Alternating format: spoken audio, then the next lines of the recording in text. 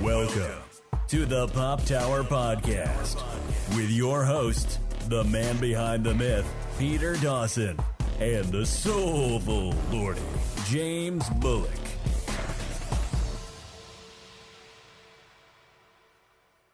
It's episode 80, and you know what that means.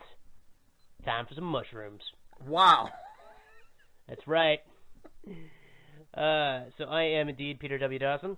And I am James Goldbar Smuggling Bullock. Yep.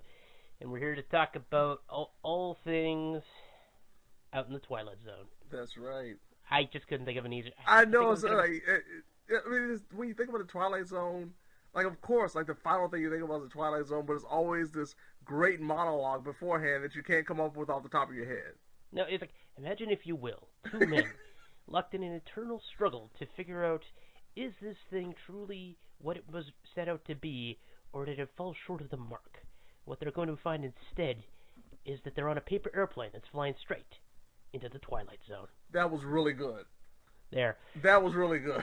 It got a little weird with the paper airplane. But still. No, I mean, it's the Twilight Zone. It's got to get a little weird. Yeah.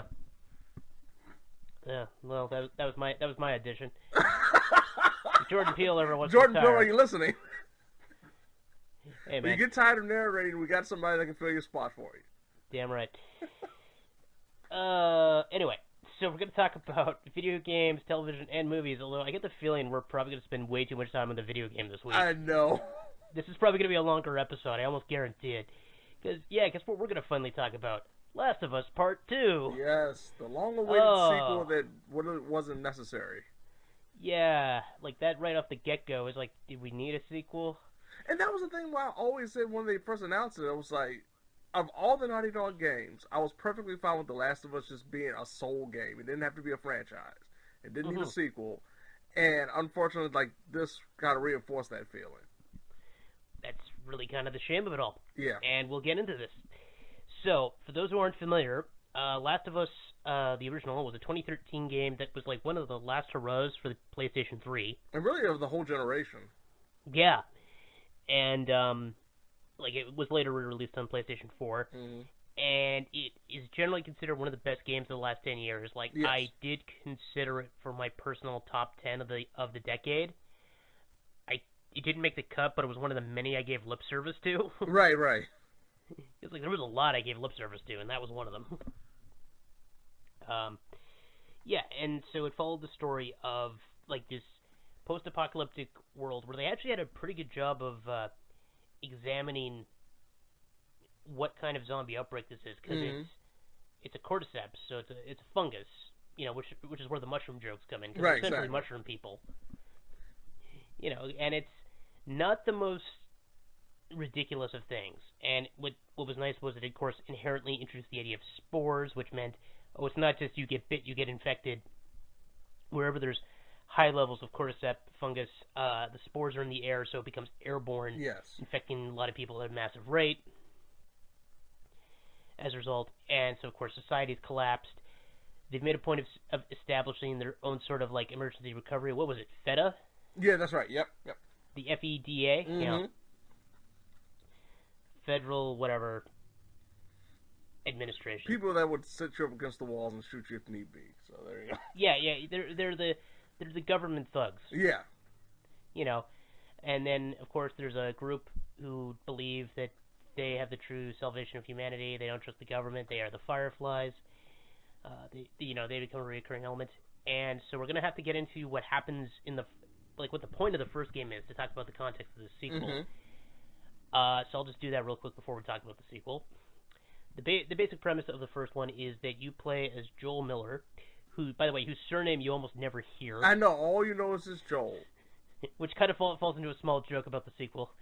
And he meets a young woman named Ellie, who was born after the outbreak and is seemingly immune to the cordyceps. Like, she's been infected for weeks and didn't show any symptoms. So he's tasked by the Fireflies to take her to another group of Fireflies so they can get her to a lab to potentially create a cure or a vaccine or something, you know.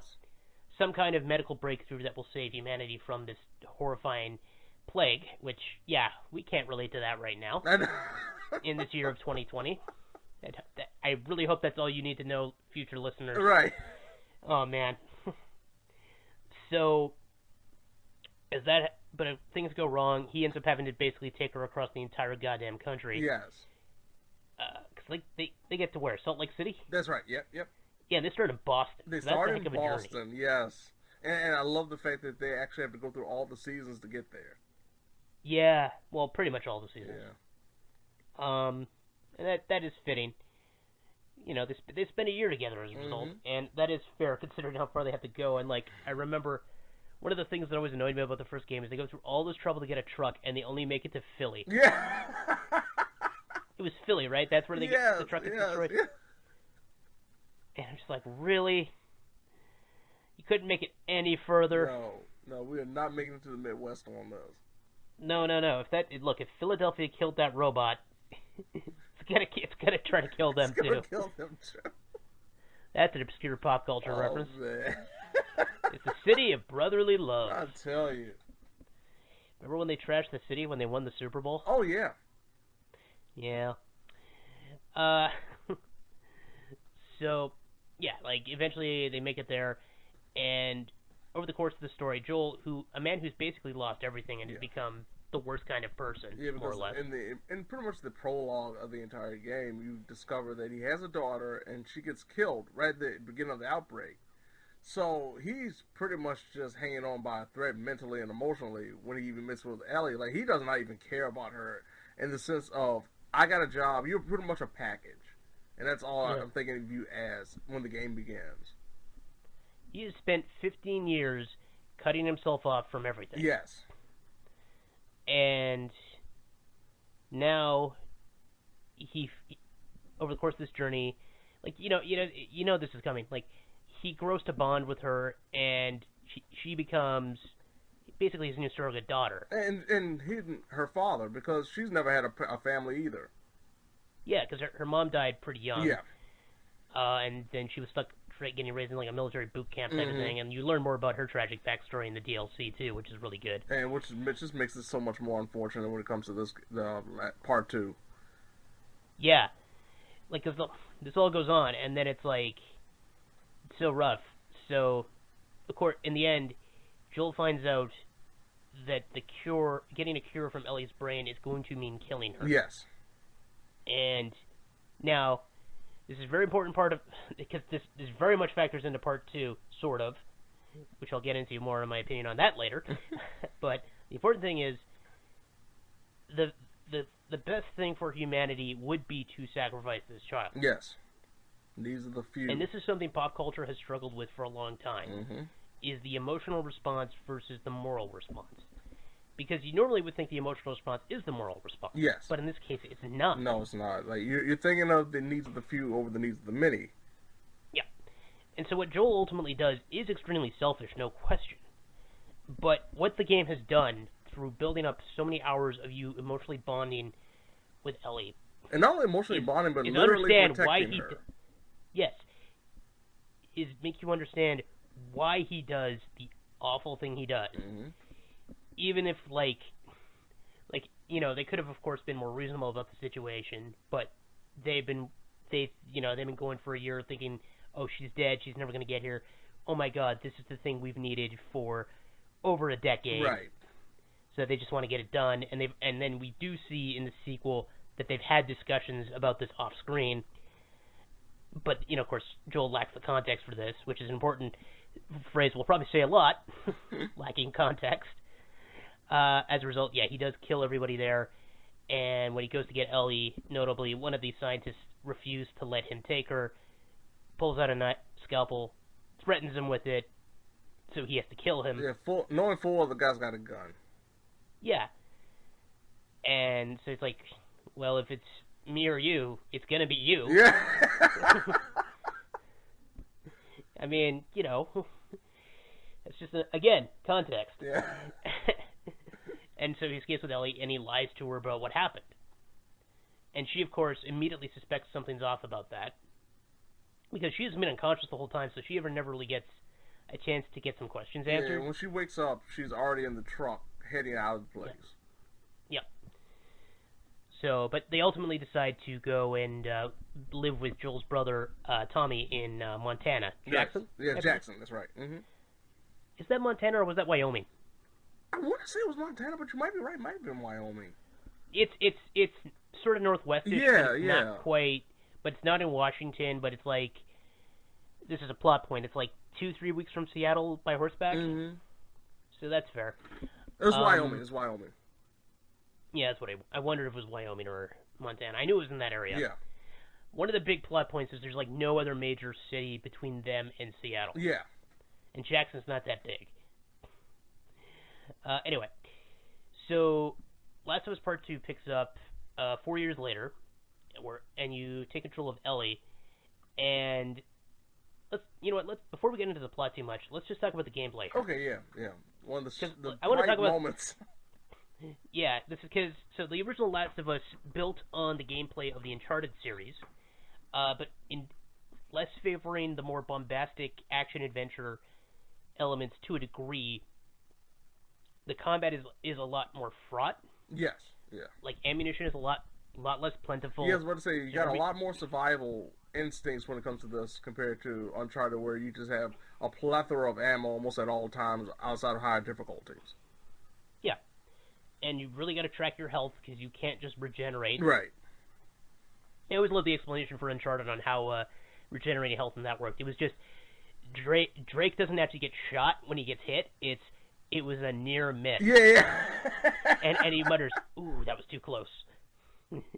and then so he basically, when he actually gets shot and dies, he ran out of luck. Yeah, he just pretty much his mental health is deteriorating with each potential shot, compared to like with this where you actually are getting shot. Yeah, which of course is still comical because then you're bandaging up your bullet wounds. Right. It's like it's healed.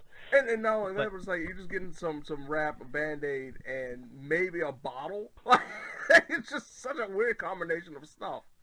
Oh, I know. Well, yeah, because like early on you get health kits, you get a single pistol that's like doesn't have a lot of capacity, you get a 2x4, and you get a glass bottle. Yeah. Those are your weapons. As opposed to Uncharted, where you immediately start with a pistol and almost immediately you usually get like an AK or something. Yeah, exactly. Like that too. Like you almost immediately get some great weaponry. So yeah, in this case we're dealing with So the combat is a lot more stealth based as well as a result. Like because open combat can be really tense. Yeah, and especially with no targeting and lock-on system. You know, it really can get a lot hectic. Especially when you can't see enemies coming your way off screen. Yeah. And they will clobber you in the back of your head. Oh, yeah. So cover mechanics are, of course, a big thing. And the cover mechanic is still about the same as the original. Yeah, there's no real big difference on that, which didn't really need to be improved upon. Well, it could have been improved a little. You still have problems where you can get stuck sometimes. Yeah, that's true. But, I mean, that's hardly unique to these games. Right. I'm just kind of, I want to be clear. Some of the stuff I'm going to mention is probably more just a genre problem. In this case, one of the things I think they did do a good job with is the prone ability. Oh, yeah. Because in general, because one of the things you can do now is you can just kind of duck randomly, go prone, hide in long grass. Yeah, when I discovered that you could run and go full prone in one fell swoop, that was like, oh my goodness, this is absolutely fantastic. Oh, I know. Like, if that's one of the biggest quality of life improvements in terms of like the stealth mechanics, because it means you don't have to hover next to cover quite so much. You know, it gives you more open areas to explore. And one of the other ones, like one of the best sequences in the game, are the sequences where there's underwater tunnels. Oh yeah. So you can like go underwater and swim behind enemies. Like those are easily some of the best sequences in this game. It was amazing because they gave you so much of an environment to play in such a big arena. When that stage, I loved it. I was surprised. Because I didn't know it would be that many enemies around there, and two, it was so cool finding like different spaces that I wish I could have used when it was happening. I know, and then of course, it's one of the things too, because especially later on, you tend to get in this mental state sometimes where it's like, okay, I have the ability to craft Molotovs, but I only have 3. Do I have enough to make more if I need them? So you go through that whole thing, and then you have to choose like what weapons to use, because of course the best one is usually still sneak up behind person, snap their neck. Exactly, or slit their throat. And, yeah. And of course, one of the major things you get pretty early on, is the ability to build your own silencer. Yes, which I can immediately upgrade as much as possible. Yeah, because the silencer is definitely a handy new asset, and that was one of the things I really wanted for this game, and I'm glad they introduced. Because the new skill system's pretty good, because the original skill tree system in the first game was very minimal. Yeah, very bare bones. Yeah. Yeah, this one's a little more developed. I still don't entirely like how they did it. Yeah, because with this one, you have to find training manuals to unlock everything. So there could be a chance that you may miss out on some of your some of the branches because of either a lack of just looking and exploring, or at times just simply not being able to see it. Yeah, that feels a little ridiculous, I gotta say. But I get it, because they wanted to add a little bit more reward for exploration in this one. Yeah, but those are one of those things where they should have had it very similar to what they've done with the weapons. Some of the weapons that you find, and that you get to a certain spot, like a workbench, and you're introduced to a weapon. Yeah, they could have done the same thing with the training manuals. Yeah, because there was more than enough workbenches to do that. Yeah, but no, in general, the new gameplay as a result is very good. Yeah, the skills are very good. In general, the skill trees are a lot better done. The combat is definitely a bit more improved. I still have a couple of issues. One of the things especially when I was watching some Euro gameplay footage, more than once I saw you try to punch a guy through a window. Yeah. They really should have had a grappling ability for that. Or something. Really, yes. That seems like a weird thing. It just kind of took me out of the combat a bit, especially because you're trying to punch them, your fist clearly hits them, but because there's the barrier, it doesn't track, and then they just shoot you in the face. Yeah, that's really weird. Yeah, I get the coding's hard, but then I look at that versus you go to speaking of the crafting tables, the very elaborate animations they have for the crafting tables. Oh yeah, and I'm just thinking you put too much effort into that, thing. Right? I'm not saying the effort isn't impressive. I never want to criticize somebody for putting effort into something. Well, with a couple of exceptions. Yeah. This isn't GTA. Hey, you have to go buy your car back from insurance before you can get it again. Exactly. Yeah. It's don't interrupt the fun. But in this case, it's more just okay, that's an impressive amount of detail, but you really didn't need to do it. No. Once again, one of those things where you see it the first time, you're like, oh, that's really cool. And then after all, it's okay, I'm trying to progress the game. I don't feel like watching all of this to upgrade a weapon. Well, not to mention just when you put down the crossbow. Oh my goodness, yes. That is just obnoxious. That is so long-winded. I did not expect that when I first did it. And then when it happened, I was like, can I watch this every time? Yeah, I know. I guess you got through this a little faster than me because I didn't play through the sequence with the crossbow yet. Mm-hmm. When you uploaded your footage, so I watched that clip and I'm just like, oh my god. And then I got to that point, I'm like, oh no. Yeah, because I haven't been playing this on my own thing. I've been playing it with my buddy, and we've been remote gaming. So, okay. So some of the games I've been playing have been going a little slower. The ones that I don't play on my personal account, since I'm still knee deep in Persona 5 Royal, trying to get all the trophies. Oh man, getting there. Not much to go now, but anyway. Yeah, and one of the other big things is they introduced a couple more enemy types. Yeah. Probably the most unique is the dogs. Oh my goodness, yes. Heartbreaking too. Oh my god! And this is the thing: you can, of course, kill the dogs. You, of course, can kill the masters because they're being led around by NPCs, enemies. And I remember the first time they introduced them, when you first introduced the dogs and the ability to smell out your pattern and find out where you are. I was thinking, okay, maybe I can trick them and sneak up on them and just get rid of them or get them away. Or even if I had to kill them, I would have to do it. And the first time I did it, I felt so bad. I never wanted to do it again, and inevitably I had to. I just had to keep killing a whole bunch of additional dogs. And it hurt me so badly. Well, I know, because it's it falls back into one of the many things. You got to defend yourself. Because while there are some encounters in this game, you can avoid fighting. Right. Which is a very important thing to note. You can't do it for all of them, including ones with dogs. Yes, specifically there's one scene that you cannot at all. Oh, yeah, we'll get to that. Yeah. I'm trying to avoid talking about that type of stuff for as long. Oh no, as possible. I'm with you. No, I'm just saying it's like there's one scene you will have to kill a dog. Yeah. Yeah.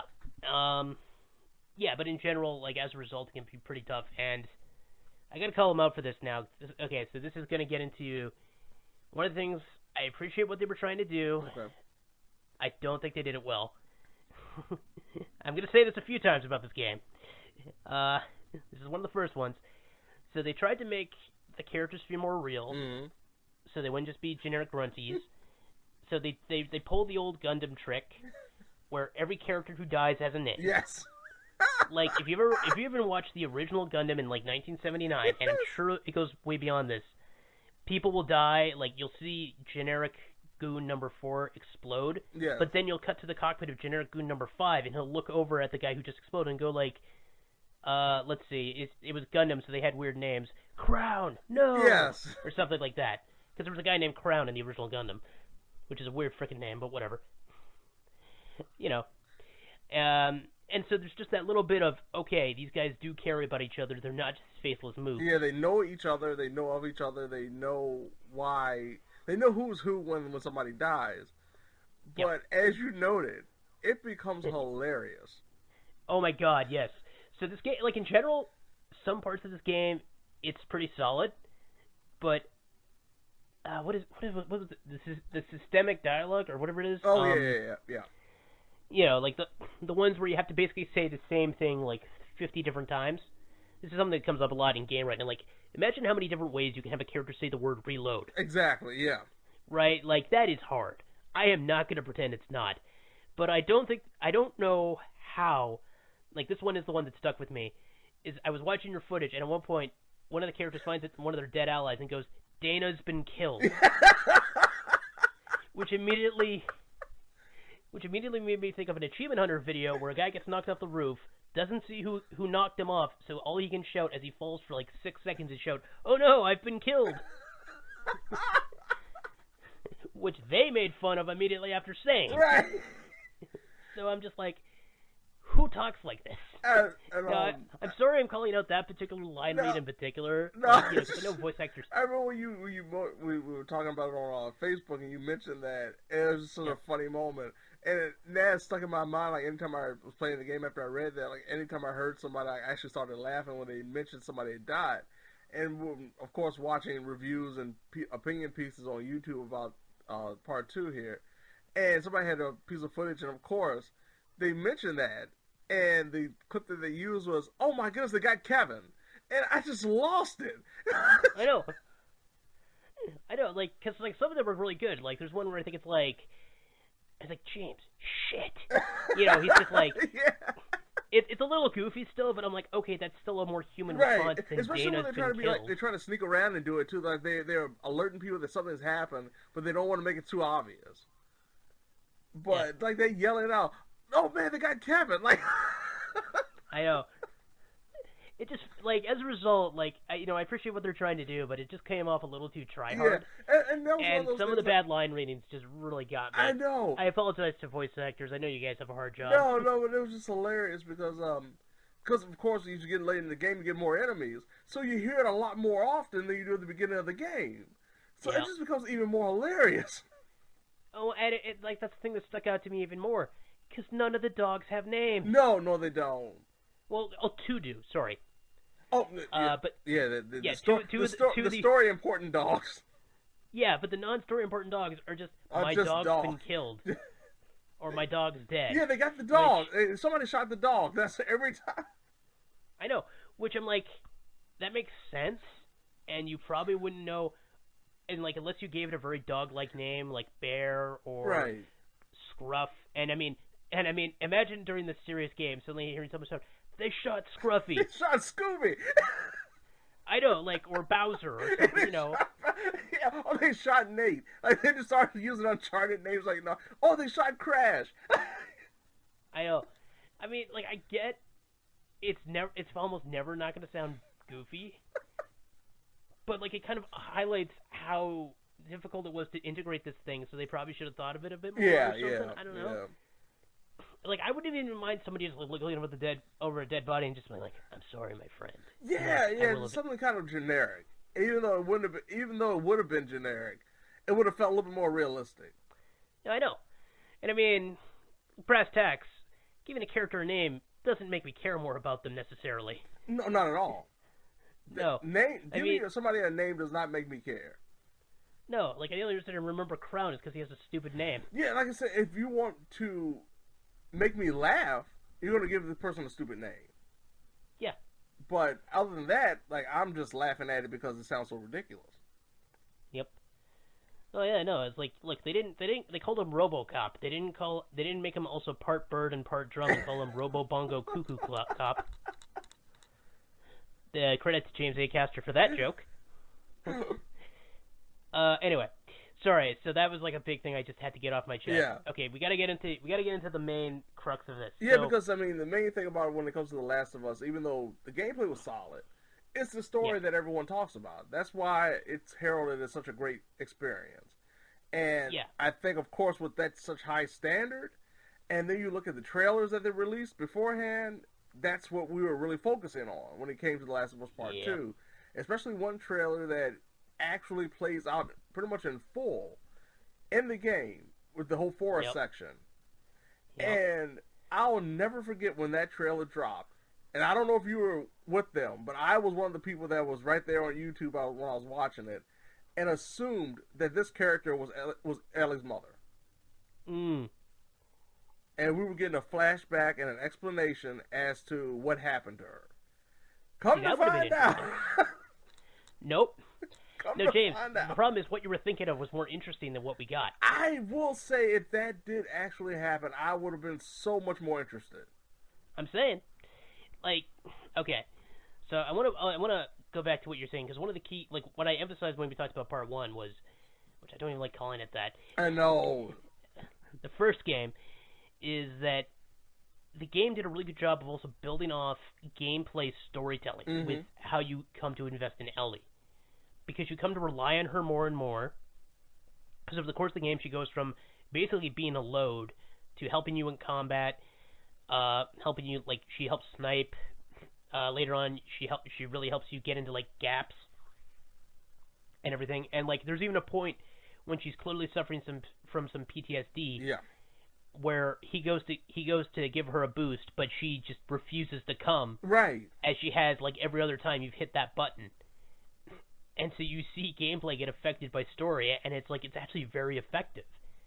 Like, that whole sequence after the winter when you're getting close to Salt Lake, that is one of the best sequences in that game. Yeah, it really is. It's one of the few times that you actually get a chance to really breathe and take in, like, everything that's happened to you thus far.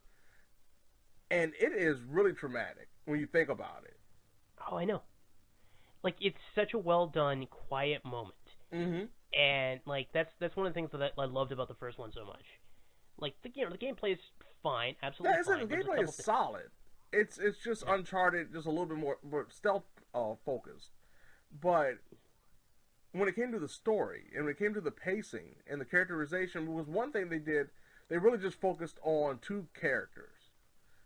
And those characters were together the entire time. A majority of the time, I should say. Whereas with this one, we did focus on two characters, but they also wanted to open up the world to a few more characters that didn't get a chance to really get that opportunity to grow, or at least in the eyes of the player, have a reason to exist. Yeah, so we got to get into this now. So this game has a much bigger cast. Yes. And the characters get a lot more focus as a result, but the problem is, okay, like, let's start with the characterization. You spend a lot of time with quite a few characters as your allies. Mm-hmm. There's only a few moments where the bonding, I think, captures the level that the original game did. Yeah. And it's like, it kind of, it really shows, because, like, the best bonding moments are usually the ones that are effectively older person with younger person. That is true. Like, not just, like, because, like, we do get some sequences with Joel and Ellie, or Ellie and Tommy, Joel's brother. Mm-hmm. Those are really good. That was absolutely fantastic. When I was doing the second playthrough to try to get the platinum, that really became such a great moment of watching. That chapter alone was something like, man, I really wish they would have started off with this. Yeah. Instead of, 4 years later. Oh, exactly, because those sequences are really good. Yeah. And there's a couple of sequences with the other protagonist, which we'll talk about a bit more brief soon. I don't want to talk about her too much yet. Yeah, no. I mean, we're going to spoil some stuff, people, so be prepared. We're giving you a month. Oh, yeah, no, this is a full spoiler cast. Yeah, we're giving you a month. But the other protagonist, with what ends up being one of her most recurring allies, is pretty good, especially because it has something that some of the other relationships really lack, which is the dual perspective. Right. Which is what made the first game so good, because, like I said, Ellie was born after, so occasionally you would have moments where she, like, sees posters or something, and she doesn't understand the pre-apocalyptic world. Mm-hmm. And in this case, we get two people from very similar, yet very different camps. Yes. Who get thrust together, and their bonding as a result, in addition to their age gap, is very interesting. And not only that, but, and this is really just, once again, sidekick kind of characters, is that we get a third group of, in this case, two people, that we also see from another perspective in terms of how they see the world, how they relate to the rest of the world compared to Ellie and our second protagonist. This is true. So as a result, like we get a lot of really good world building, but at the same time, a good chunk of it feels hollow, yes. which is really annoying. Yes. And because of the characterization problems, like, I'm just gonna say this, I don't think they knew how to write people in relationships. Oh no, not at all. Like anytime, almost. We just want to have sex. We just want to play around and kind of like tease each other, and that's all we know what to do. And then potentially die. Well, don't forget get high. Well, that was a very temporary thing between two people on that one. But plus an older gentleman that didn't live to see this game also got high a lot. Yeah. That felt so out of Walking Dead. I know! As did another sequence I'm sure we're going to talk about. There's two things in this game that felt very Walking Dead. The first one was two people go out on a mission. Instead, they decide to get high in a bungalow being run by a guy who was apparently just an old hippie. Yes. Who spent the entire post-apocalypse making weed. And, like, I do kind of appreciate how they're kind of looking at it like his life's work, but it's just so goofy because it's still weed. Yeah, and not only that, but he had to go a lot. He had to go really far to do this work.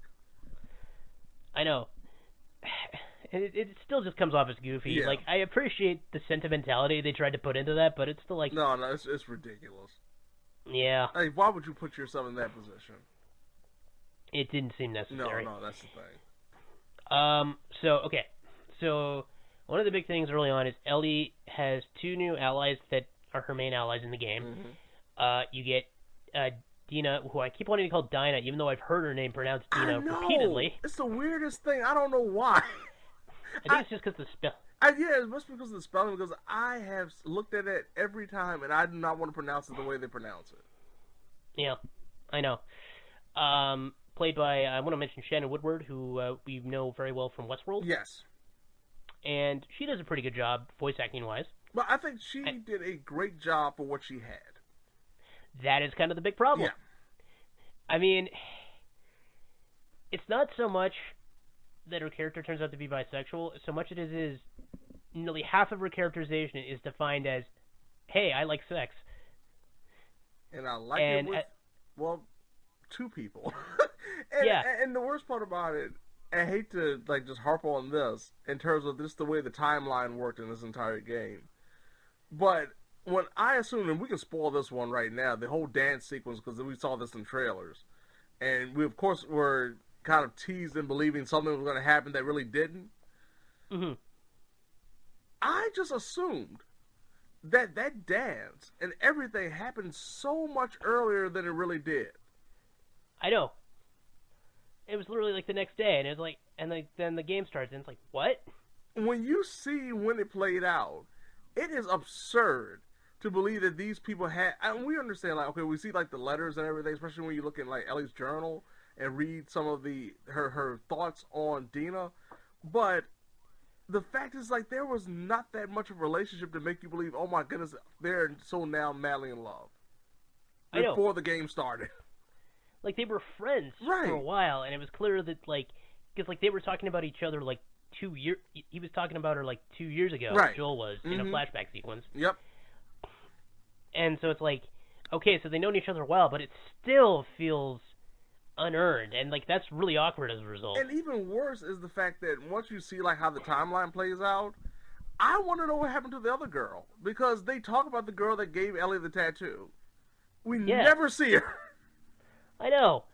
She sounded interesting. Yes, I wanted to know about it because she seemed like her and Dina didn't necessarily get along, and her and Ellie kind of had a little bit of a rocky relationship, but it was something that I would have been intrigued to see how that was playing out, how that relationship was deteriorating, and how she felt about Dina specifically kissing Ellie right in the middle of public view. Yep. And of course, there's one old bigot. there's always. You know what? One. I can forgive that because it is the post-apocalypse. I feel like there's going to be those people who are just like, no, we have to focus on biological reproductive relationships, and the which traditions. is still stupid because people are just looking for physical comfort in the goddamn post-apocalypse. Exactly. Yeah. Like, not every relationship has to be about producing kids. I mean, producing kids is something you do need to think about in the post-apocalypse. But that doesn't mean you can't have a little same-sex banging as well. I would have loved for them to have some kind of connection to the other character that we're about to talk about, like him being an uncle or something. I know they didn't look alike, but come on, he could have been like the guy. He could have been another father figure, and like he'd been upset not because of them being lesbians, but because like she did his family member wrong. Yeah, that would have been good. Yeah, because poor simp Jesse. Yeah, exactly.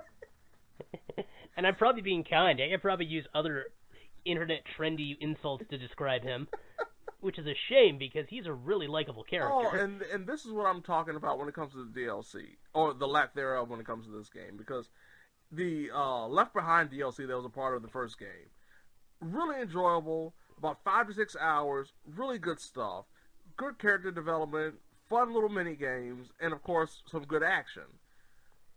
We've been pretty much told there won't be any DLC when it comes to this game, which is unfortunate. Well, story DLC. I think they're still going to try to do multiplayer. But story DLC, like they did with the first one. Yep. And I'm so disappointed in that, because there is a sequence between the beginning of the game and when Jesse reappears that I would have loved to play through. Absolutely. There's a sequence with Tommy that between the time we last see him and the time that we see him again in the story, I would have loved to play through. And it's very easy. I mean, it's not that hard to write. You're just trying to pretty much go from one point to another until we get to the point of the story where everything conjoins. And I would have loved to play that because, once again, as we said earlier, the gameplay is really fun. And considering what Jesse and Tommy had to go through to get to the points that they did later in the story, I think it would be really fun DLC to play. Oh, yeah, exactly. And, give us a chance to learn, because, like, it's shocking how much more likable he is in such a short amount of time, even though he really doesn't have much to work with. Exactly. Because he's only really with Ellie for, like, 2 scenes.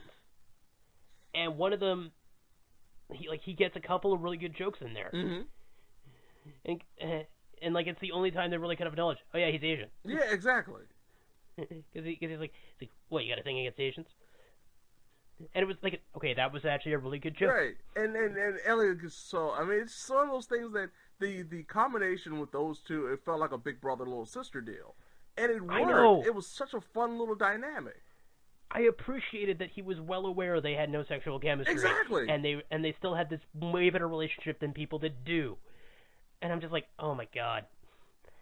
I like, this is the wish. thing. Because we're gonna get into a same-sex couple, or sorry, an opposite-sex couple shortly, and their chemistry, and how awkward that is. Yeah. Oh my god. But I just wanted to emphasize, it's like, it's not just the fact that they're two women who are attracted to women in a relationship. No. This other relationship we're going to talk about also very badly written. It's very messy. Yeah. Oh man, that's a dumpster fire. Yeah.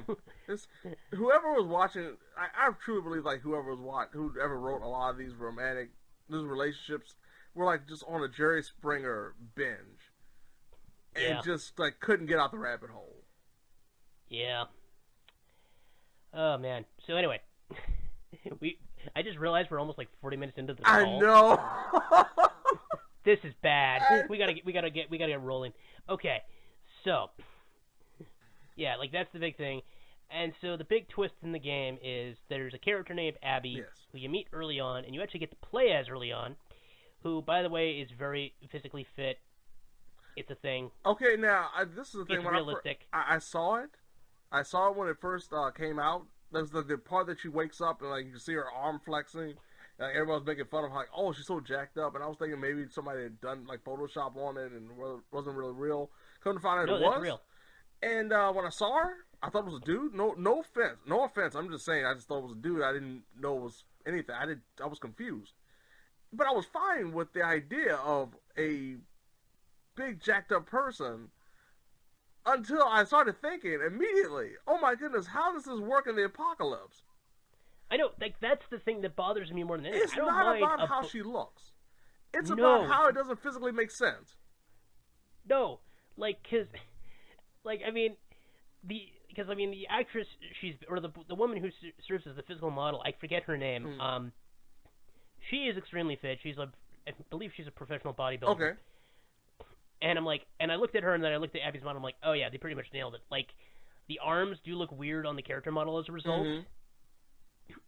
But I mean, I only looked at pictures of the physical model. Right. I'd have to see her in motion to really get a look at. Okay, and I didn't get a chance to do that. So, I got over that pretty quick. But yeah, like, it's just, you think about just how muscular she is, then you look at everyone else, and you're just like, has she just been absorbing dumbbells? Yeah. like, how is this? And everything, the illusion felt like, oh, she works out really hard because she was so determined. No, she cannot do this. It doesn't matter how determined she is. And here's the thing, which I will agree with people who are saying there's a double standard when it comes to this. Oh, absolutely. And the one thing I point out is late in the game you get introduced to another group of enemies. There's one character in that group that is way too fat for the zombie apocalypse. This is true. And you have another group, which are the Scars, which are a major deal in the game.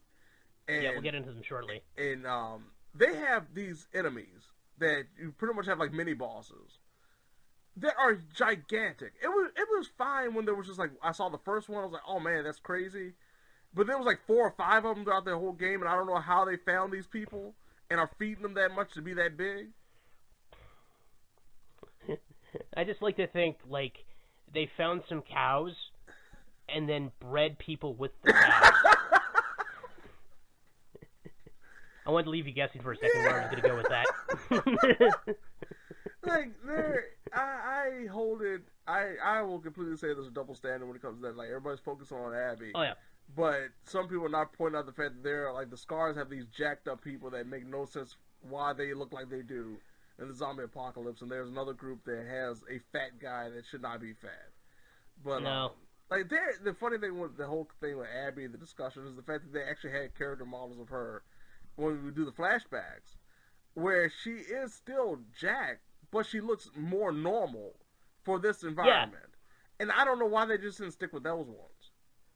Yeah, because that would have been less of like just how is this possible? Right. I mean, like, we know how it's possible in the real world. Right. You know. In 2020, now this is perfectly fine. But yeah. Is she eating the rock diet? You know, where it's like 6 times a day? Because we don't see her do it. Right, no. Her pack isn't that big. We see her eat a burrito, and that's it. And even though everybody's like, oh, well, the stadium has a whole bunch of food, she's not at the stadium all the time. No. Again, like I've been trying to build up my muscle these last few weeks in particular. I'm just going to personal brag for a second, up to 190 on the chest press. All right. Yeah. Considering I started at 100, that's pretty good. Oh, man, that's incredible. Yeah. But, yeah, like, just the sheer amount of extra protein I need to eat to sustain that is staggering to me. It's ridiculous, yes. And I'm just like, oh, my God, how is this possible? So, yeah, like, I have to imagine they secretly found protein powder or whatever. Yeah, but anyway, we really need to... They got human growth hormones, man. They got something. I don't know. They found her in that stadium. They just found a whole bunch of steroids, and she's hoarding it all. The big thing is we meet Abby and her friends. Yes. Abby and her friends are people with the Washington Liberation Front. Yes. A military cult. You know, basically like, we're militia, we're military, but they're kind of cultish, especially with a particular word they keep using, which I'm going to bring up shortly. And they decide, and it turns out they've come to Jackson, where Ellie and Joel have made their home, to kill Joel for the events of the climax of the first game. Yes. Now, we don't find out the second part until way, way later. We just know they came out looking for Joel, and it's hilarious because they only hear his first name before they shoot him in the leg with a shotgun. Yes. And then they're like, Joel Miller. And it's like, all right, he does have a last name. Which is one of the hilarious things, because they keep talking about him later on as Joel. And it's like, have you just been hunting every Joel? They took out every Joel they came across. Yeah. They officially became the No Joel's Club. Yeah. And no, they're not allowed to have one. Anyway, yeah, so they come, they hunt it down, they brutalize Joel, they end up killing him in a rather brutal fashion. Like they cave in his skull with a golf club. Yeah, that was rough. And so Ellie gets to see all this, as does Tommy. Yeah, because she discovers that he hasn't come back. Tommy's unconscious until, of course, the moment of death. Yep. And when Ellie goes to find him, she gets taken down and held and made to watch as Joel is executed by this jacked up woman named Abby, who she doesn't know, and her buddy that cusses him out in Spanish and spits on him. And so, yeah, of course Ellie's going to be pissed about it. Right. She lost a father figure in a very horrific and gruesome way. Yeah, and of course Tommy lost his brother in a very horrific and gruesome way after they were finally understanding each other after so many years of not getting along. We finally had this unity between Tommy and Joel, and we find out later, what's going on with Ellie and Joel at this point in the story. So it's very disheartening. Even going back, we know that Joel, before this happened, we know that Joel and Ellie were kind of like on the outs a little bit, but there was still a bond there. Especially, I remember with Dina and Ellie were talking about Joel being invited over for movie night, like before this whole thing happens. So we know that there's still a relationship. We just assume that the relationship is starting to kind of decay a little bit because now Ellie has people her own age. She's growing out. Joel is, pretty much being Joel on his own, doing his own stuff. So you just assume that she's growing up. She's kind of moving away from him, finding her own identity, and he's doing his own thing. So you, of course, naturally believe that's the reason why they're starting to drift apart. But they still want to stay friends. They still want to stay pretty much the father-daughter figure that we've grown to know and love from the first game. Yep. Nope. Which, of course... Nope, we find out in flashback. Right, she knows what happened. Which, ironically enough, of course, ties into what I talked about earlier in the promotional trailers, where, unfortunately, we were really thinking that we were going to get another Odyssey featuring Joel and Ellie, but this time, instead of controlling Joel will be playing the sidekick, and you'll be controlling Ellie. Yeah, nope.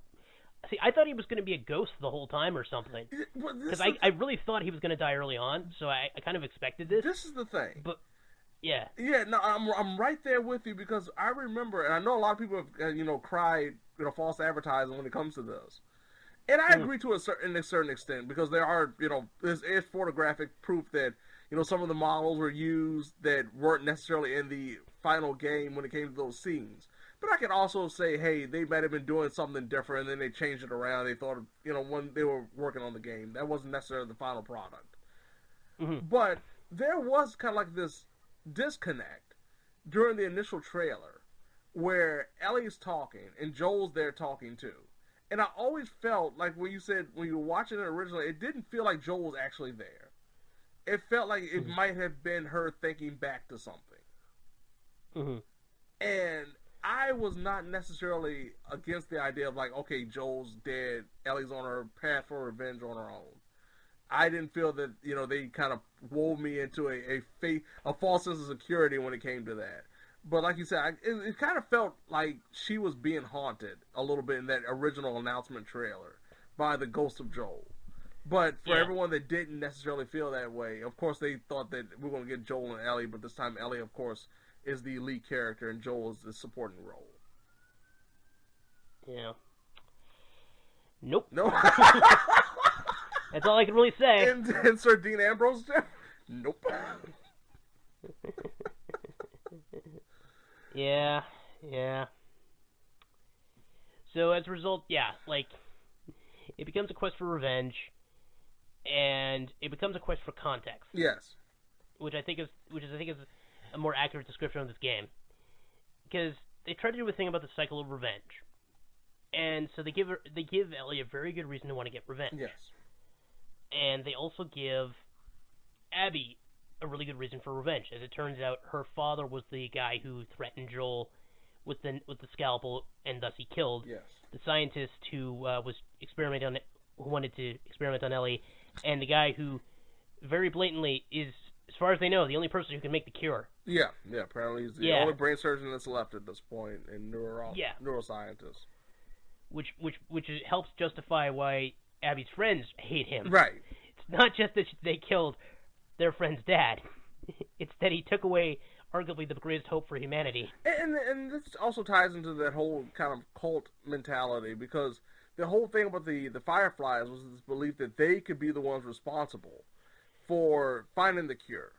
And then they get to it, potentially. And Joel takes that all away from them.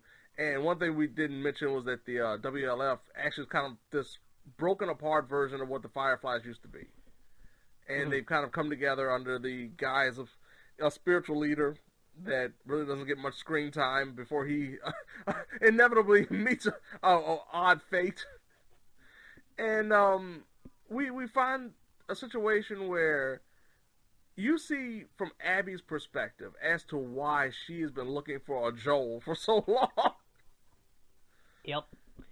Yeah, because it's like, okay, yeah, no, she kind of wants, She has a father that she wants to avenge, but considering that, okay, this is the thing that kind of bothered me when I thought about it.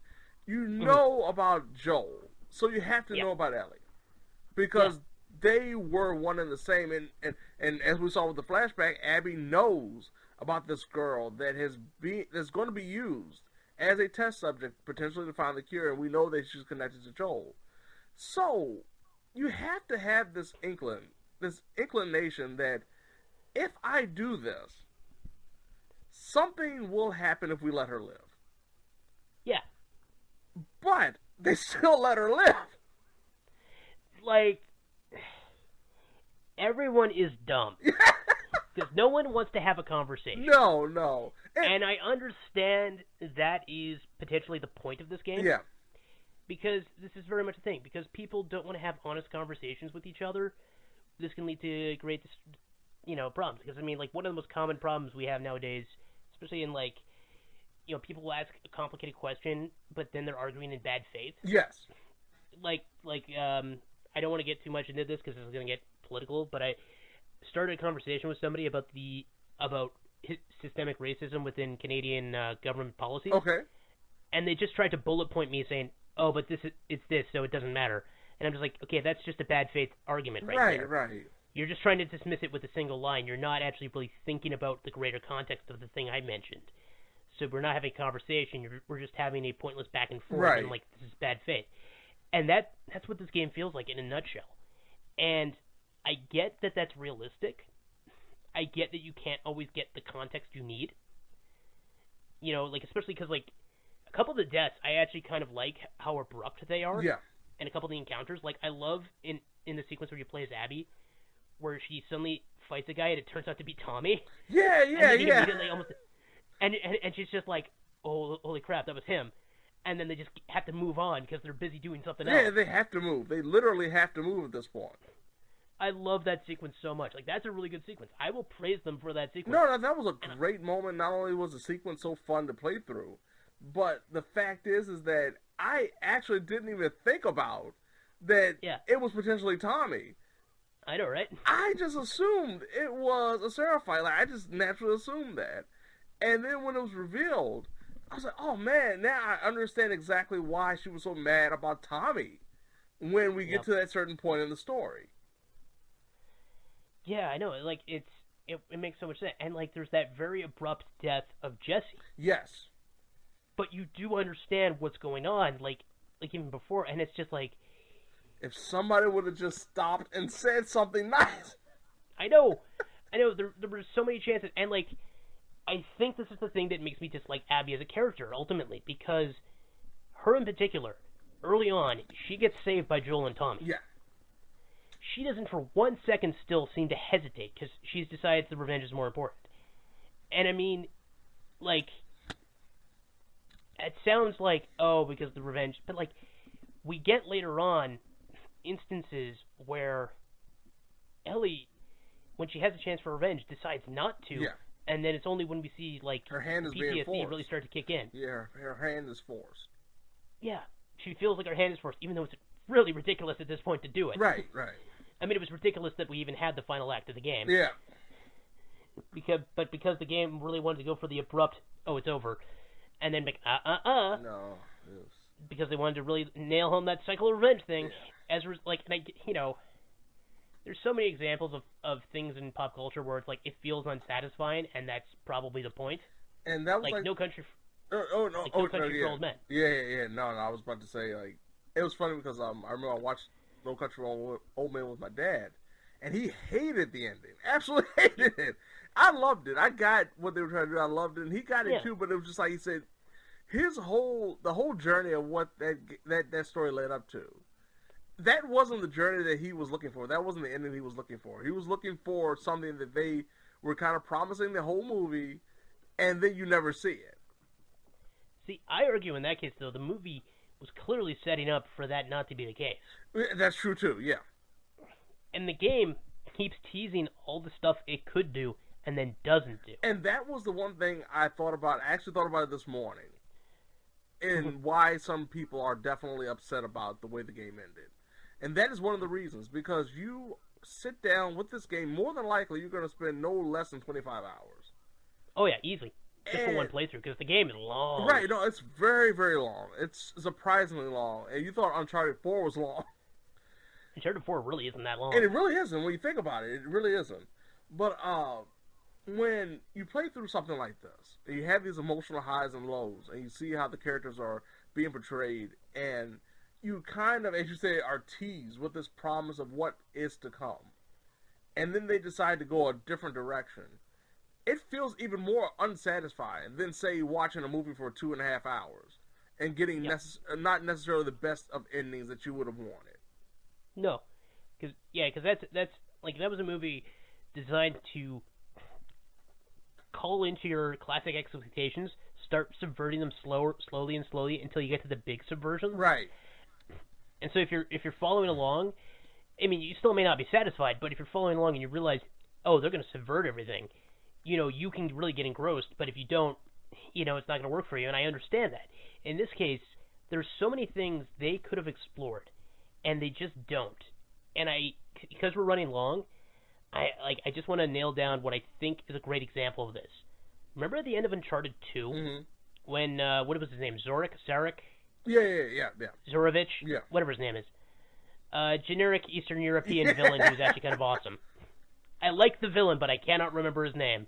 And let's face it, he's still an archetype. When he confronts Drake, and he's like, how many men have you killed? Just today. And Drake doesn't shrugs off the question. Like, that's fine, ultimately. Like, it's a little unsatisfying, but, like, it's ultimately an escapist action adventure fantasy. Right, exactly. Like I said, this is more of a tongue-in-cheek response.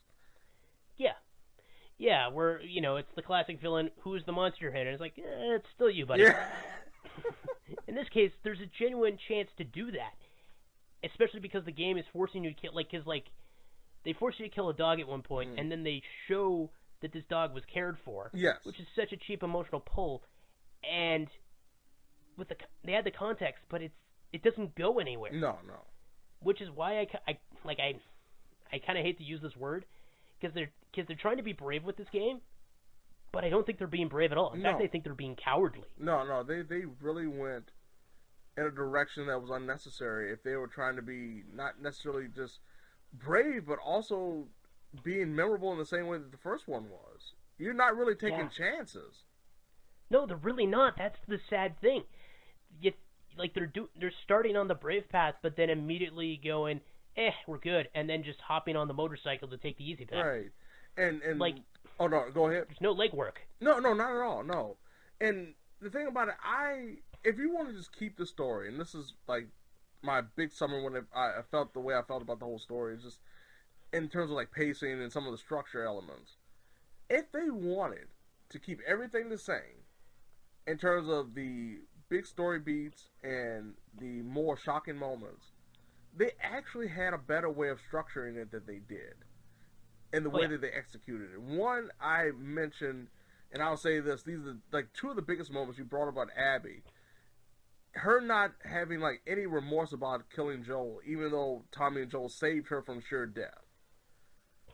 Yeah. That would have played into, to me, a big moment later on in the game. And I'll talk about that in a few seconds.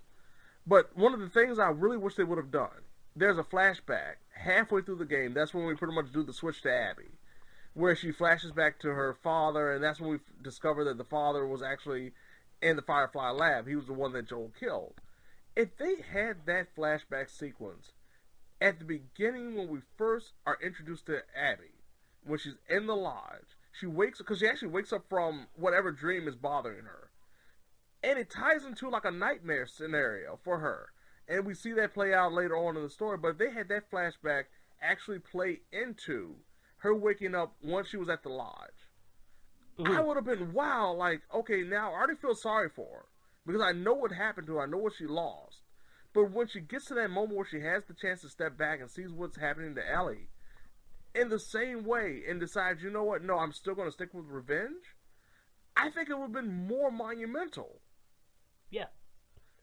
Well, and like, another thing that bothers me is, in that flashback, her dad is asked, what would you do if this was Abby? He never and answers. He dodges the damn question. He never gives the answer.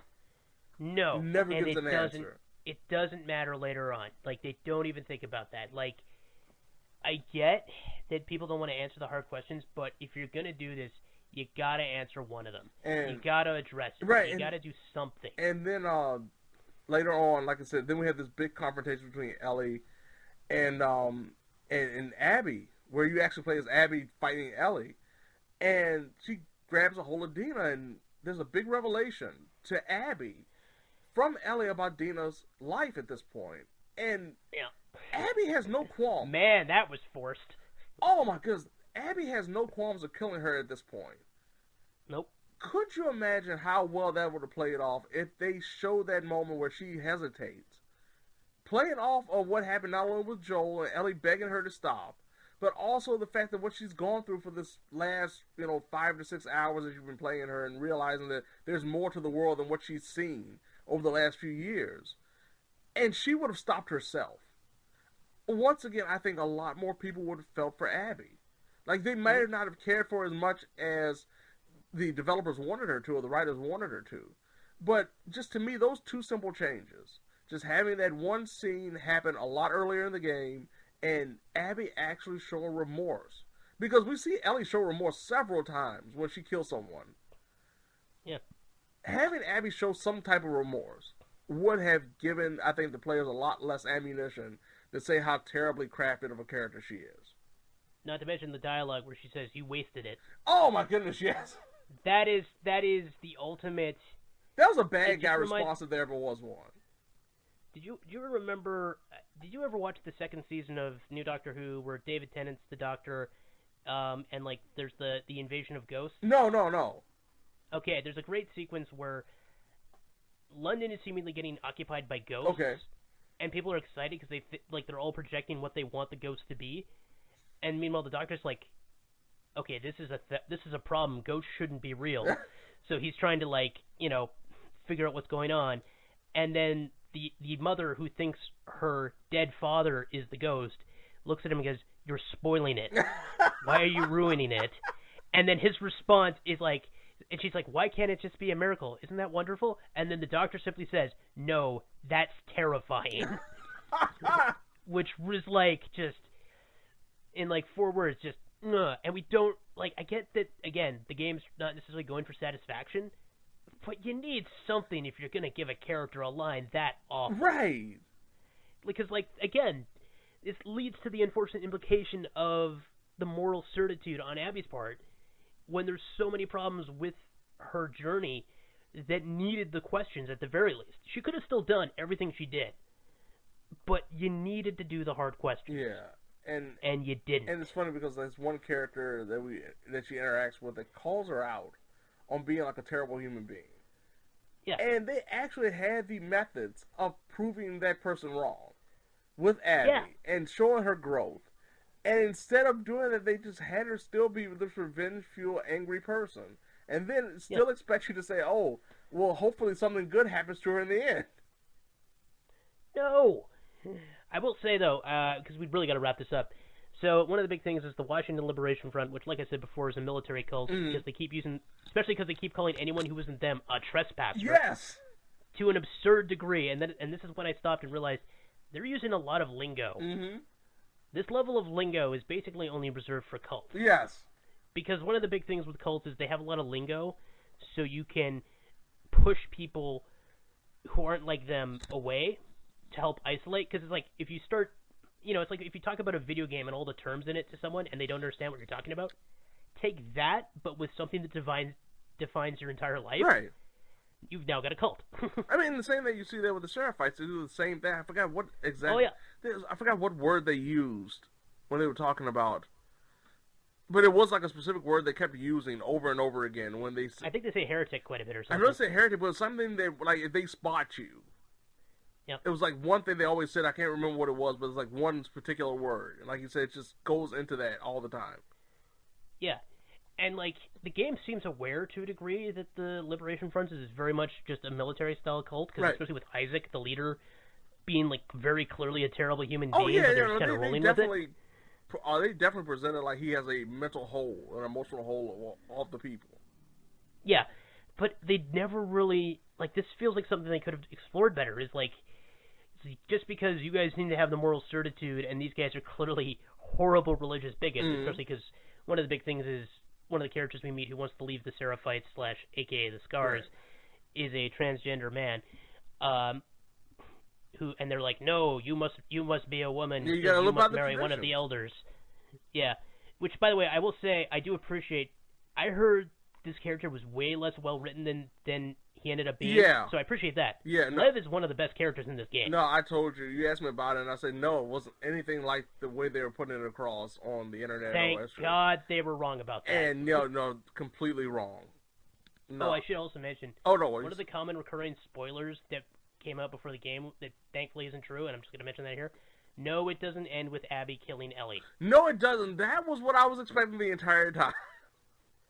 I was sitting there, and I like, even when I read that, I'm like, I believe parts of this. I don't believe that part, and sure enough, that was probably the biggest lie. I stayed away from a majority of the spoilers, but like once I told you, I got spoiled on Joel's death. I didn't know exactly when it was going to happen, and when it did, it still was kind of shocking because I didn't know when.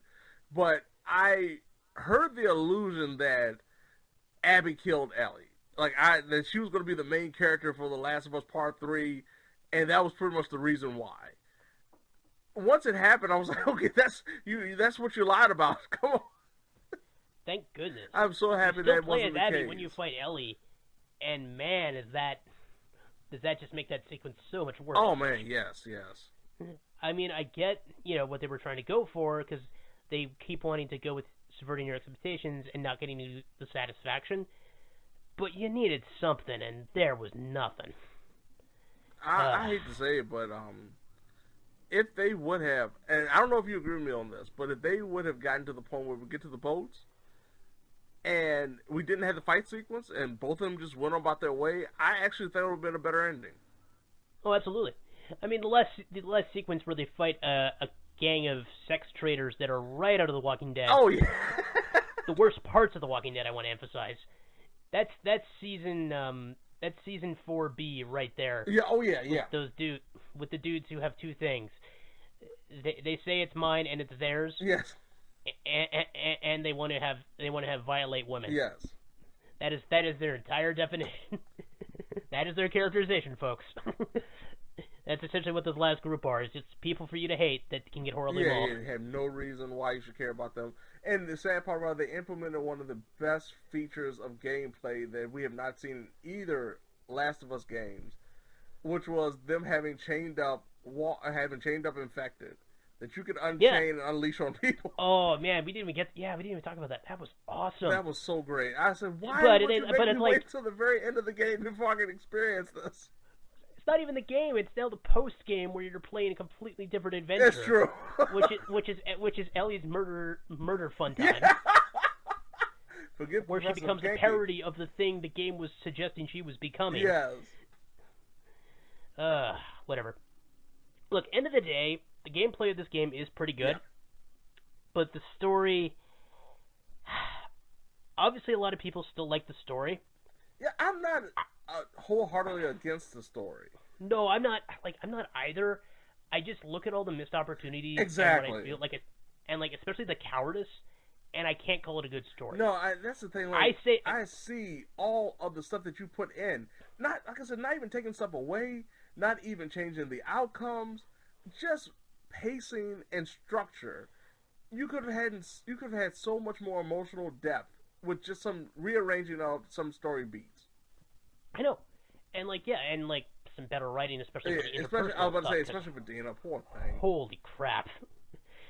I feel so bad because I keep looking at this character and I'm like, I don't want to make the joke that her dialogue is all "Have I mentioned I'm bisexual?" Yeah. But it kind of is. And at least later on with Lev with the transgender thing, it's like the dialogue is almost never "Have I mentioned I'm trans?" No, it usually is always Lev about is really Annie well done in that trying to find out more about her, less about her just explaining herself. Himself. My apologies. Yeah. Yep. And no. But they do a really good job with that, by the way. They did a very great job. That's probably the one thing I found unrealistic is they never screw up. Yeah. Because I know people have screwed up with people like that. Right, before, yeah, so. that's very interesting when you think about it. Like, no, never an issue. There was never an issue when it came to that. Look, the Washington Liberation Front may be a military-style cult that is more than happy to exterminate with extreme prejudice, but they're still woke. Yes, exactly. Okay. They are not hate mongers. Just so you know. All right, it's been over an hour. Do you want to talk about the Twilight Zone? I don't know. We might save it for the next time, maybe. Well, the problem is this is gonna go up in just a few short days. I don't know if we have the art ready in time. Oh, really? Well, yeah, because I think they already made it. Oh, okay. Well, let's do it then. Let's do it. Okay, real quick. Okay. Season 2 of Jordan Peele's reboot of the Twilight Zone came out. At 10 episodes. More better episodes, I think, than Season 1 had. Yeah, very much so. Yeah. Because I think Season 1 only had 2 episodes I really liked, and one of them was kind of forced, which is Replay. I liked Replay, but I also wasn't entirely satisfied with it. And then I really liked The Stranger. I was just about to say, I love The Stranger. I thought that was the best episode of the whole season. Or, sorry, not The Stranger. A Traveler. That's the name of the episode. Yeah, you're right. Yeah. Yeah. Like, those two were the ones that really stood out to me the most. And, like I said, Replay could have been better handled, I think. But it was still pretty solid exemplification of not just, racial injustice, but just parental fear. Oh, my goodness, yes. That's what I think resonated with me beyond the racial elements. And, of course, A Stranger, a Traveler, sorry. That's just... I know, it's so easy to say, yeah. Right there. It's so easy, yeah. In this case, even the ones I thought were kind of weaker, like Downtime was kind of, I guess, like I still, it resonated with me even though you kind of knew where it was going. Yeah, I talked about this when we were talking about planning, and I said, I like the episode. I just wish they had the reveal a lot later. Yeah, that's true. That's probably one of the big problems, yeah. But there was some interesting stuff there. And then, Meet in the Middle was I was just about to say, I liked Meet in the Middle, but it was just so predictable. I know, like, it's a shame, because they had a really good cast in that one, too, right? The Who of You, I don't remember being that great. I enjoyed the premise of that. Unfortunately, because the whole premise of the Who of You is of an actor that's done a terrible job of being an actor, who has some of the ability to transfer his mind to another body. I was expecting like more of a web of just different minds and different bodies instead of like the one mind going back to the original body after he was done with that. That would have been good. Yeah, I was expecting more of a web. Ovation, the one about the pop star and the performance and stuff, that's pretty good. That was a really good episode. I really enjoyed that one. And of course, like, it's the same stereotypical, metaphor. Like, don't be careful what you wish for kind of deal. Oh, yeah. No, I think it's a lot better one than some of the other ones, though. Oh, very much so, though. No, I really enjoy it. Like, to me, those first 4 were the best of the season for me. Oh, really? Yeah. Because there's 2 others later on I actually quite enjoyed. Okay. Because I also really liked Among the Downtrodden. Yeah, I did enjoy that. I did enjoy that, yeah. Yeah, which is, I'm trying to think of the best way to describe that. It's like telepathic Carrie, but with a twist. Yeah, it's that's probably the easiest way. It's very much feels like a Carrie plot, but a nice twist. But that was one of the ones where they had a very good twist for me. Unlike the last time, like maybe if you look at it, you can see some of the tells of what the twist is going to be, but they did it in a way that wasn't that obvious. I know, like it was interesting because you read into, like, probably the only thing is that the narrator at the end explains the plot. Oh yeah. I've been. That's now that I'm thinking about it, I'm like, oh yeah, that did happen. Yeah, there was I've really noticed that later in the later episodes, and it kind of. That's one of the problems now that I'm thinking about it. Yeah. Yeah. No, and then I started thinking, like, after I heard it, it was like, it kind of takes away some of the sting, especially some of the later episodes. Yeah. 8 was all right. That was probably my least favorite. Really? Yeah, and it was one of those. That's okay. This has to kind of go with the whole idea of what we were saying about The Last of Us, is not feeling necessarily satisfied with the end. Oh yeah, fair. Yeah, it felt like we were getting to something and then it was already over. Yeah, no, I'll totally agree with you on that, because I mean, like, but I'm more used to that with Twilight Zone. That's true. That is true. Sometimes the endings just don't work. It just drop. Yeah, and I'm like, yeah, no, I like 8 is definitely not my favorite. Like I said, I really kind of like Downtime, but I agree with your criticism, and I love Ovation. Like, Ovation, probably the best of the season. Yeah, I would go with Ovation. Yeah, Ovation. Yeah, that probably is the best of the season. Come to think of it, yeah. Yeah, it's not as clear cut as the first season, where a traveler, Replay and the Traveler, yeah, Replay were just like head and shoulders above the rest. Yeah, well, especially the Traveler. Yeah. Because some of the other ones, like, even like the early ones, just felt like they were trying too hard. And then just felt like they were trying to rehash what we've seen before too. Yeah, and well, you might also like that one's pretty glaring. Because that one, like, I think that one is just basically flat out a tie-in. Yes, it is. Yes. And it's just like, did we need this really? Oh yeah, and then Try was a weird one. Yeah, that was another weak one for me. I got it. I liked it. I liked the premise. That was another one. I liked the premise, but the execution wasn't that great. Well, that one feels like a Black Mirror plot. Just they couldn't figure out how to make it how to make it work. So they just made it more magical. Yeah. So it was less of a Black Mirror plot as a result. Yeah. And then, like, I don't know. And then Human Face, that was done better in Black Mirror. Yeah, very much so. Very much so. Yeah. And yeah, I Small Town was one of the few ones where it felt like, oh, we actually got a happy ending. It's like one of the few happy ending ones that we got. And I mean, but it was like that was one that had a nice ending, but a majority of what led up to it really wasn't that interesting. No, that's one of those ones that, like, if it was done on the new Twilight Zone back in the 80s and they did like half an episode to it, that would have worked. Yeah, exactly. Yeah. It should not have been a full feature-length episode. Like, that's one of them. Like, even Downtime, to a degree, I think that's probably part of the problem there. Yeah, definitely. Like, Ovation needed to be its length. Stranger needed to be its length. Rewind or Retry, sorry, that could have been its length. Yeah, no, that worked. But like, even Try probably didn't need to be that long. No, it did not need to be that long. It really did.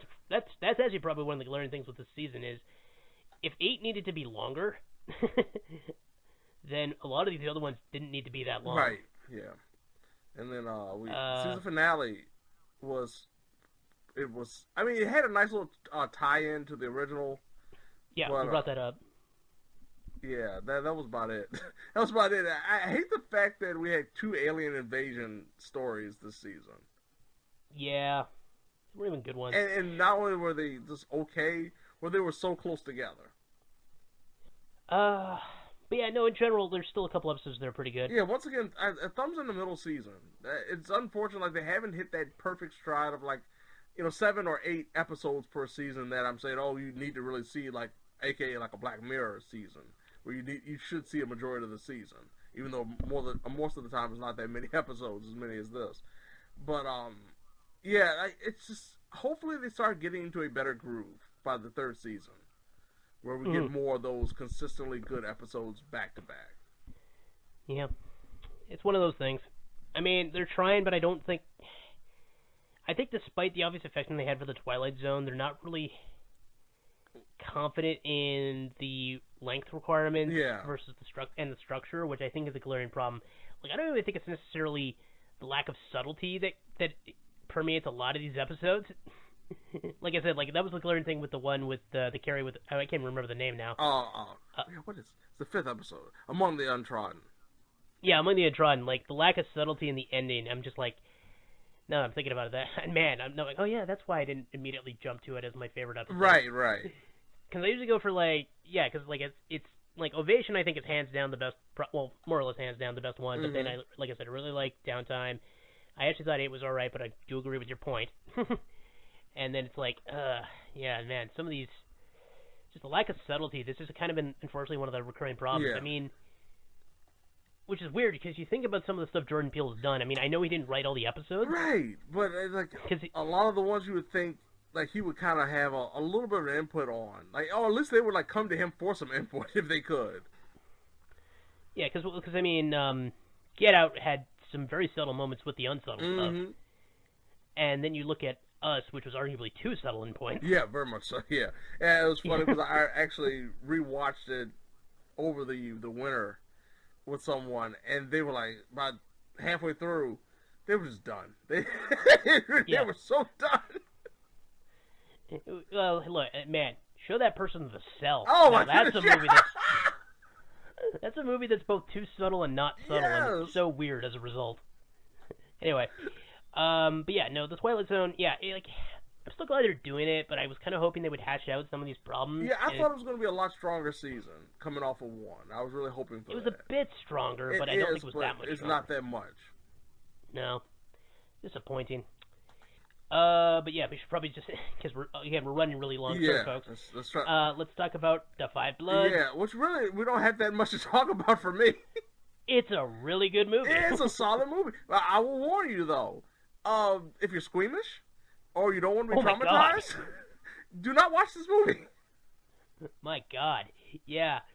I love this because it's very much in interesting because it's a group of guys in the middle of Nam. They had a chance to get some gold, and then it seems lost. Right. So it's now like what 40 years later. Yes, it is. Yes. So it's mostly older dudes. Like how old is Delroy Lindo? Yeah, Delroy Lindo's in his 60s. Yeah, yeah. Yeah, all these guys are in their 60s, so they're more or less appropriately cast. And they're going to find the gold that they lost in Nam, and along the way they're kind of looking at what's become of their lives. And in particular, of course, we find out one of the big things, of course, is they're black, and I think we knew that. I think we knew that part. Well, I was for a second I was trying to decide if I wanted to say black or not, and then I had a hiccup, and it just made this weird pause, which now I can't cut out because you called attention to it. Thanks. Whatever.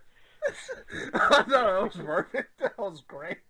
I mean, I suppose people aren't surprised just because it's also a Spike Lee. It's Spike Lee movie. Which I got no problem with this, by the way. No, they're really good. No, I like that. But yeah, so the whole thing is they go back to Nam. One turns out to be a Trump supporter. Yeah. That's the whole thing. The funny thing about what I thought they did, I thought it was just a joke, but then it came out like, oh, this is a big part of his whole, like, just backstory in his life now. Yeah. And I do appreciate that. I do appreciate the fact, and it wasn't like they mocked him for it, but it wasn't like they looked at him any differently afterwards. Like, I appreciate the fact that it went, especially for a Spike Lee movie, to say, okay. Oh, I know. Huh? I was going to say, oh, yeah. let's have a Spike Lee movie about which features a guy who's a Trump supporter. This will end well. Yeah. Like, his friends look at him until, like, as the movie escalates, for obvious reasons, they start getting a little upset with him. But when it initially happens, then, we make fun of him, but it's not like it divides them at all, which I appreciated. Like, hey, we can have different ideals, even though we're not supposed to, and still be cool about it. But of course, then, he kind of goes off the rails. But at least it's not because of that reason. It's because of something else that happened to him during his first trip of Nam. Just in general, it's a really good story about a group of guys who shared something together. Something very traumatic that nobody else could experience or understand unless you were there in it. And of course, so not only are they going on a treasure hunt, it's also kind of a metaphor, and it's not the most subtle part of the movie. Right. Like, if there's anything that isn't subtle, it's like the search for the gold is very much a very unsubtle metaphor for trying to get something out of the pain they've received. Right. Which again, like I said, is not subtle. Which most stories that tell this usually type of story aren't. So I'm not holding that against this movie in particular. I'm just saying, it's one of those. It's a very human thing. And I mean, then you also want add your pain to mean something. Right, and then you also add to the fact that it's ironic that a group of black people would be trying to take something that didn't belong to them, essentially, for someone else, or for themselves. Yeah. And, just the whole thing as a result. And, you look at, in particular, what has happened to Vietnam as a result of the war. Yeah, that was rough. That was rough. Yeah, because, especially because they talk about, was it LAM, the landmine? The landmine fields. The landmine fields, of course, with them, of course, naturally covering up landmines. There are so many places, so many jungles in Vietnam that you go through. You can easily step on a landmine because, of course, they never collected them. They didn't go out there with a metal detector to try to collect landmines after the war was over. So you see the tragedy of children and even adults. One major moment for an adult in this movie that a couple really that are personally affected by the fact that something that they had nothing to do with is still there to traumatize them and potentially kill them. Yeah, this is the type of this is what I really appreciate, because like I said, we described the fact as okay, it's a group of black military men going back to, and one of them's a Trump supporter. So you think it's gonna but no, this movie gets into a lot of themes, some very blatant, some more subtle, and of course the blatant stuff is gonna happen when it's very much a message movie, but still has the thriller element to keep it going. And as a result, even though the movie's, was it 2.5 hours? Yeah, 2.5 hours, but I think 2:28, It rolls pretty well. Yeah, I was surprised. One, I didn't know it was going to be as long as it was, and then when I was watching it, I said, man, they did a nice ebb and flow when it came to a nice arc development. And by the end of the movie, I was sitting back wow, that was really an experience that, not necessarily coming into it knowing exactly what was going to happen, but seeing it play out the way it did. I was happy to know that they went about, specifically Spike Lee went about telling the story the way he did, without really sacrificing a lot of the just horror that is PTSD, that is simply just being in an unknown land. I mean, there was one part that was so subtle, but it was so telling, when we find out, not to spoil too much, but just Delroy's son in this movie, he's Paul in the movie, the Trump supporter. His son joins them in the quest for the gold, and he hears the cicadas making their noise, and he says they don't sound like they do at home, and he tells me, you're not home. And just that feeling of just loss, even in a place where you should be comfortable, is just telling across the board, not only for them in that moment, but even for African Americans, for blacks in America. Yeah, that's very much probably one of the better symbolic moments of the movie, I would say. Yeah. I get the feeling, I don't know how much I can add to this. Because it's very much a movie you just kind of need to experience. Yeah. It's if you can handle it. If you really, it's heavy. It's intense. It's a heavy movie. It really is. It's heavy and it's graphic. Yeah. Kind of has a happy ending, but that doesn't change the fact that it's still kind of also a bummer. Yeah, no. This is one of those situations where, unlike like The Last of Us Part 2 in that scenario, where you don't get the ending that you expect, but it at least tries to leave you feeling like something good's come from it. Yeah, that's probably the best way to put it. And maybe you understand the world a bit better. Yeah, hopefully you will. And not only just from from a race perspective, but just from the world, just how people are going through stuff that you would never imagine because of things that are outside of their control. What we really should have realized is we really didn't need to do a movie and a TV show this episode. I did not. But the thing about it, when we decided to do this, you hadn't finished The Last of Us Part 2. I know. That was the thing. That was a mistake. You had not finished it, and then I had time to sit with it. So yeah, we should probably just wrap this up now. No, it was good stuff though. No, I'm glad we did it. Oh no, it's just satisfying. Yeah, and like for all the frustration we had, we still highly recommend The Five Bloods. Yes. And there's a couple of good episodes Yeah, of New Twilight Zone. Check it out. Pick and choose. Don't worry about trying to watch everything at one time. Just watch a couple episodes here and there and see what you like. Yeah. And like I said, while I am disappointed in Last of Us Part 2, I don't think it's the worst thing to happen to gaming. No. I think the benchmark that it set, as well as the potential it had, just made me that much more disappointed in it. And as I said, when the first one ended, I hope that they never do a sequel. And to me, they did not justify a sequel with this. No, that's really what it comes down to. It's I'm gonna flat out say it's not gonna be my worst game of 2020. Right. But if I had to pick most disappointing, it's definitely number one right now. I have to give it to Resident Evil 3. That's fair. That was also kind of disappointing to say the least. I don't feel as disappointed with that one though as I do with this. Well, maybe because it only lasted 6 hours. Well, yeah, I think it's the emotional connection too.